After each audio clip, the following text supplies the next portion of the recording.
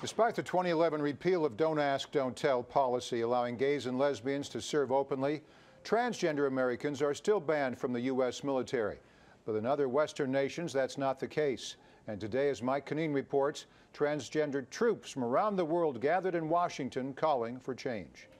At this ACLU Palm Center conference, transgender service members from Australia, Canada, New Zealand, Sweden, and the UK shared their stories serving openly in foreign armed services. To some degree, it's a very basic human thing. I think it isn't that complicated to kind of allow people to be themselves, really. Unlike Don't Ask, Don't Tell repeal, which required congressional action, these activists say the Pentagon's policy banning transgender troops could be undone by President Obama with the stroke of a pen. There isn't a day that goes by that I don't think about rejoining the military, and I look forward to the day that it's a possibility. Landon Wilson was discharged in 2013 when his unit discovered paperwork showing he joined the Navy as a woman. I was in Afghanistan for roughly a month before I was outed as transgender, and I was immediately pulled from my command post in Afghanistan and sent back to the United States. A recent report by the UCLA Williams Institute estimated more than 15,000 transgender Americans are secretly serving in the military, but critics are skeptical of those numbers. They say allowing transgender troops would be disruptive.